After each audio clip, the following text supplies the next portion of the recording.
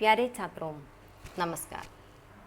आज हम वीरगाथा काल की प्रमुख विशेषताएं और इस काल के प्रमुख रचना पृथ्वीराज रासो के बारे में पढ़ेंगे। वीरगाथा काल की प्रमुख विशेषताएं 4 मानी गई हैं। इसमें पहली विशेषता यह है कि आश्रयदाता राजाओं की प्रशंसा तथा व्यापक राष्ट्रीयता का अभाव। दूसरी विशेषता युद्धों का सजीव एवं मार्मिक वर्णन है। तीसरी विशेषता वीर रस के साथ श्रृंगार रस का मिश्रण है। चौथी विशेषता ऐतिहासिकता की अपेक्षा कल्पना का प्राचुर्य है। तो वीरगाथा काल की प्रमुख विशेषताएं 4 मानी गई हैं। इसमें सबसे पहली विशेषता क्या है? आश्रयदाता राजाओं की वीरता की प्रशंसा तथा व्यापक राष्ट्रीयता का अभाव। इस काल के रचनाओं में कविगण अपने आश्रयदाता राजाओं की वीरता का बढ़ा चढ़ाकर वर्णन करते थे। अपने राष्ट्र के उन्नति के बारे में वे चिंता नहीं करते थे। अपना राज्य ही उनके लिए राष्ट्र था, इसलिए इसमें व्यापक राष्ट्रीयता का अभाव रहा। दूसरी विशेषता यह है कि युद्धों का सजीव एवं मार्मिक वर्णन। वीरगाथा काल की रचनाओं में युद्धों का सजीव एवं मार्मिक वर्णन मिलता है।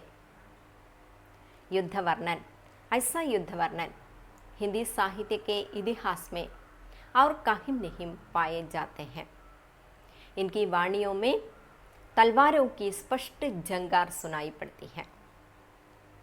और वीरगाथा काल की तीसरी विशेषता वीर रस के साथ श्रृंगार रस का वर्णन है। इस काल का अधिकांश युद्ध किसी न किसी सुंदर रमणी के कारण हुए थे, इसलिए इस काल में वीर रस के साथ साथ श्रृंगार रस का भी वर्णन हुआ है। उसी प्रकार युद्ध के उपरांत विश्राम के समय राजाओं के विलास क्रीड़ा का वर्णन करते समय वीर रस के साथ श्रृंगार रस का मनोरम चित्रण मिलता है। और वीरगाथा काल की और एक विशेषता या चौथी विशेषता यह है कि ऐतिहासिकता की अपेक्षा कल्पना का प्राचुर्य। इस काल की रचनाओं में ऐतिहासिकता बहुत कम मिलता है, कल्पना बहुत अधिक मिलता है। उस काल के कविगण बाट या चारण थे। ये कविगण अपने आश्रयदाता राजाओं की प्रशंसा इस प्रकार करते हैं कि उनका युद्ध ऐसे वीरों के साथ करते हैं जो इस काल के कई वर्ष पहले ही हुए थे, इसलिए इसमें कल्पना अधिक है, ऐतिहासिकता बहुत कम है। अगला इस काल के प्रमुख रचना पृथ्वीराज रासो है। वीरगाथा काल की प्रमुख रचना पृथ्वीराज रासो माना गया है। इसके रचयिता चंद बरदाई माने जाते हैं। ये ब्रह्म भट्ट जाति के जगात गोत्र के एवं पृथ्वीराज के दरबारी कवि एवं सखा थे। कहा जाता है कि इन दोनों का जन्म और मृत्यु एक ही तिथि को हुई है। एक किंवदंती यह भी है कि जब शहाबुद्दीन गौरी ने पृथ्वीराज चौहान को कैद करके गजनी ले गए, उस समय चंद बरदाई भी वहां आ पहुंचे। पृथ्वीराज को शहाबुद्दीन गौरी ने अंधा कर दिया था। इस समय पृथ्वीराज ने चंद बरदाई के इशारे पर गौरी को मार डाला। फिर दोनों मित्रों ने एक दूसरे का वध कर सच्ची मित्रता निभाई। गजनी जाने के पूर्व चंद बरदाई ने अपने अधूरे ग्रंथ को पुत्र जलहन को सौंप दिया था। बाद में जलहन ने ही इसे पूरा कर दिया। इसका प्रमाण पृथ्वीराज रासों में मिलते हैं। पुस्तक जलहन हाथ देई, चली गई गसनी राजकाज। पृथ्वीराज रासो इस काल का या वीर गाथा काल का सबसे प्रमुख प्रबंध काव्य माना जाता है। इसमें अग्निकुल के क्षत्रियों की उत्पत्ति की कथा से लेकर पृथ्वीराज को शहाबुद्दीन गोरी द्वारा पकड़े जाने तक का सविस्तार वर्णन है। इसका मूल प्रति अभी तक उपलब्ध नहीं है, इसलिए इसकी प्रामाणिकता संदिग्ध मानी जाती है। कुछ विद्वानों की राय में यह ग्रंथ प्रामाणिक नहीं है या अप्रामाणिक सिद्ध होते हैं।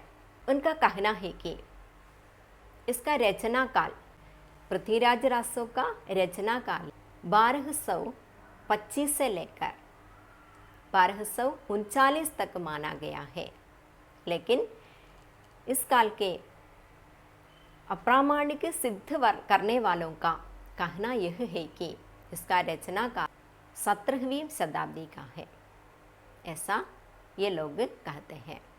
और इसमें वर्णित घटनाएं और पात्र ऐतिहासिक प्रमाण के विरुद्ध है और इसके पात्रों के नाम भी ऐतिहासिकता से विरुद्ध हैं।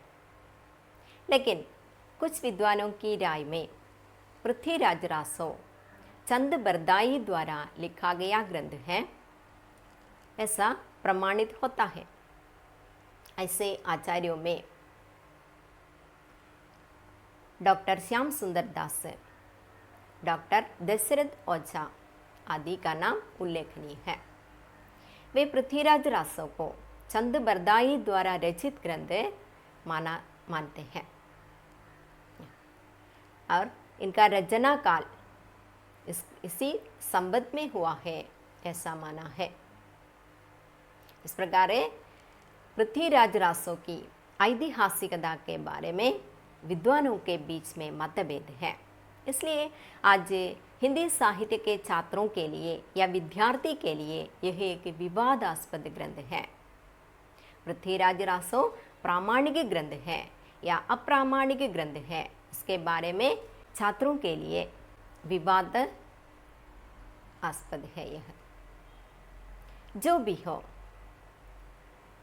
इन लोगों के राय से हमें इस निष्कर्ष पर पहुंच सकते हैं कि पृथ्वीराज रासो एक जाली ग्रंथ नहीं है। इसका रचयिता चंद बरदाई ही है और इस ग्रंथ वास्तव में एक छोटा ग्रंथ है, लेकिन बाद में इसमें अनेक पदों का उल्लेख हुआ है या अनेक पंक्तियों का उल्लेख हुआ है, ऐसा माना जाता है। इतना ही पृथ्वीराज रासो। एक बार भी बताइए इस काल की प्रमुख विशेषताएं क्या क्या है। पहली विशेषता युद्धों का, पहली विशेषता यह है कि आश्रयदाता राजाओं की प्रशंसा तथा व्यापक राष्ट्रीयता का अभाव। दूसरी विशेषता क्या है? युद्धों का सजीव एवं मार्मिक वर्णन है। तीसरी विशेषता वीर रस के साथ श्रृंगार रस का मिश्रण है। और चौथी विशेषता ऐतिहासिकता की अपेक्षा कल्पना का प्राचुर्य अधिक है। इस काल के प्रमुख ग्रंथ पृथ्वीराज रासो माना गया है। पृथ्वीराज रासो के रचयिता चंद बरदाई माने जाते हैं। इस ग्रंथ प्रामाणिक है या अप्रामाणिक है, ऐसा विद्वानों के बीच में दो मतभेद हैं। अंत में हम इस निष्कर्ष पर पहुंचते हैं कि पृथ्वीराज रासो एक जाली ग्रंथ नहीं है।